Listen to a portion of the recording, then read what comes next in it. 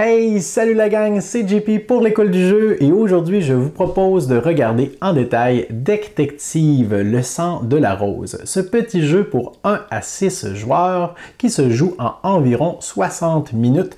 Un jeu d'enquête, de partage d'informations 100% coopératif. Avant de regarder ce que le jeu propose, laissez-moi vous dire que si je peux vous le présenter aujourd'hui, c'est entre autres grâce au soutien des gens qui nous supportent sur notre campagne Patreon. Alors si ça vous intéresse de rejoindre l'aventure, le lien se trouve dans la description de la vidéo.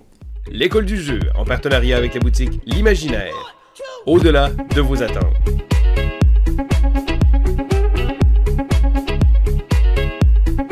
Nous avons donc sous les yeux tous les éléments du jeu Détective, le sang de la rose, ce jeu pour 1 à 6 joueurs. C'est-à-dire que dans cette petite boîte, vous retrouverez des marqueurs ici sous forme de flèches qui vous serviront en fin de partie pour résoudre votre enquête et vous trouverez également ce paquet de 50 cartes, toutes numérotées dans leur coin supérieur, qui sont placées dans un ordre bien précis. Alors, comme on vous indique sur la première carte, attention de ne pas mélanger celle-ci et on doit toujours suivre les consignes qui sont indiquées sur les cartes avant de pouvoir progresser. Alors une fois qu'on a pris ça en considération, on peut retourner la carte et lire ce qui est indiqué ici. On nous indique donc quel est le principe du jeu puisque vous l'avez remarqué, il n'y a pas de livret de règles. Alors comment le jeu va se dérouler et par la suite on peut passer à la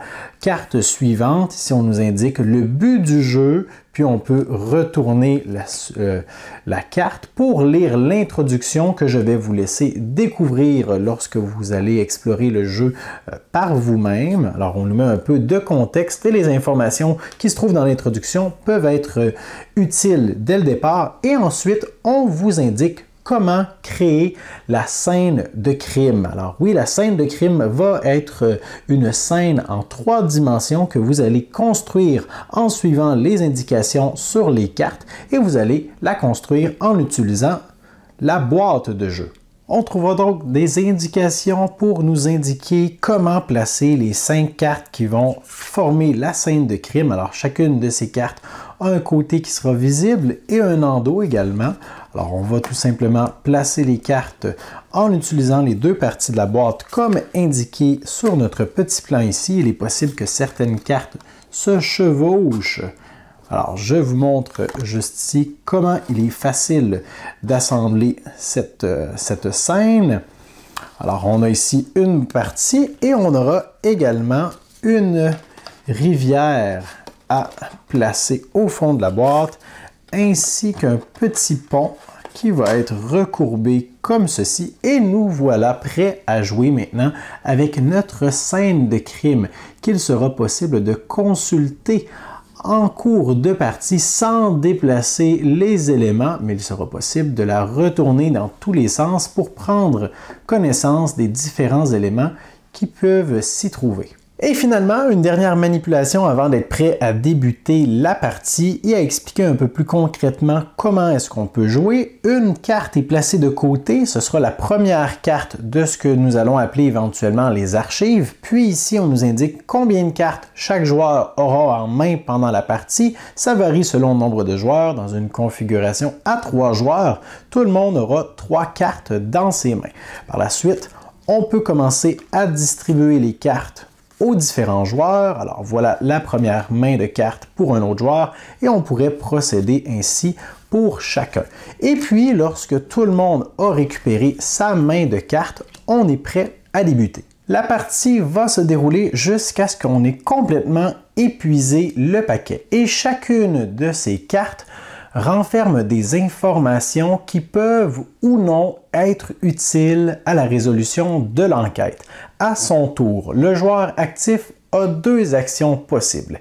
Il peut décider de récupérer n'importe quelle carte de ses mains. Alors ces cartes, il va les consulter secrètement. Il va en lire le titre que je vais vous montrer bientôt, mais il n'a pas le droit d'expliquer ou de parler de ce que ces cartes représentent. Et l'une des actions qu'il peut faire, c'est sans parler de sa carte, il peut décider de la défausser et de la placer dans les archives. Alors ça, c'est la première chose qui peut être effectuée. Si c'est ce qu'il décide de faire, ce sera la seule chose qu'il fera à son tour, puis il va piocher une nouvelle carte et on va continuer avec le prochain joueur. La deuxième action qu'un joueur peut effectuer, à la place de défausser une carte et de l'ajouter à l'archive, c'est de mettre en jeu l'une des cartes qu'il a en main. Et là, je ne veux pas vous gâcher l'expérience, alors je ne vous montrerai pas ce qu'on retrouve sur les cartes précisément, mais je vais vous montrer les informations qui sont pratiquement connues pour tous les joueurs. En tout temps, dès qu'on pioche une carte, on doit lire à voix haute le titre de celle-ci. Alors, je vous montre les 3 cartes que nous avons en main présentement. On a au centre le titre de ces cartes. Alors, cette information est connue de tous les joueurs. Dès qu'on pioche ces cartes, on va lire le titre. La porte du manoir, la version de Félix et le duc de York. Alors, ces informations sont connues de tout le monde. Une information, par contre, sur ces cartes est secrète pour l'instant, mais ça ne gâche en rien votre expérience de jeu. Il s'agit du coût pour mettre cette carte en jeu. Alors, présentement, nous avons 2 cartes qui coûtent 1 et une carte qui coûte 2. Pour partager ces informations avec tous les autres joueurs et avoir la permission de parler de ces informations, je dois avoir dans les archives le minimum de cartes qui m'est demandé. Alors présentement, nous n'avons qu'une seule carte dans les archives. Je ne pourrais jouer qu'une des cartes qui coûte 1. Alors, à quoi sert de défausser des cartes? Ça nous permettra justement de mettre en jeu des indices qui ont une plus grande valeur et qui souvent auront un plus grand impact pour nous aider à résoudre l'enquête. Alors, les cartes ont des valeurs qui varient de 1 jusqu'à 10. Alors, il sera utile en début de partie de défausser plusieurs cartes, mais attention, parfois certaines informations peuvent sembler utiles, mais parfois elles sont complètement superflues. Une fois qu'une carte est mise en jeu, tout le monde peut la consulter et on peut en discuter ouvertement, sauf pour vous, chers téléspectateurs, parce que je ne veux pas vous gâcher les surprises et les éléments qu'il est possible de découvrir pendant la partie.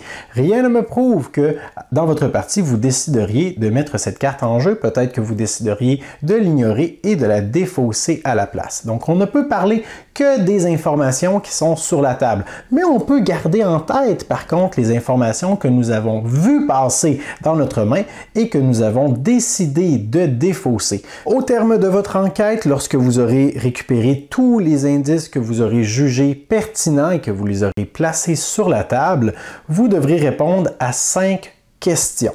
Pour répondre à ces questions, tout le monde a le droit de parler de ce qui est sur la table, mais également de ce qui a été placé dans les archives pendant la partie. Mais attention, on ne peut pas reconsulter ces cartes. Alors, ce sera un petit jeu de mémoire et on ne peut surtout pas prendre des notes en cours de jeu.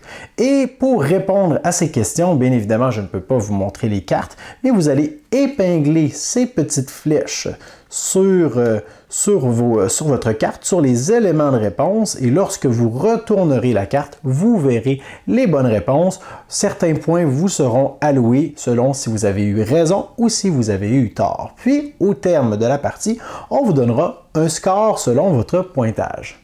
Alors voilà pour ce qui était de la présentation de Détective, le sang de la rose. Si vous avez apprécié cette vidéo, laissez-moi un pouce vers le haut et laissez-moi vos commentaires sur ce jeu également sous la vidéo. Faites un tour sur notre campagne Patreon pour rejoindre l'aventure si vous voulez être parmi ceux qui désirent nous soutenir financièrement et considérez vous abonner à notre chaîne pour ne pas manquer nos prochaines vidéos.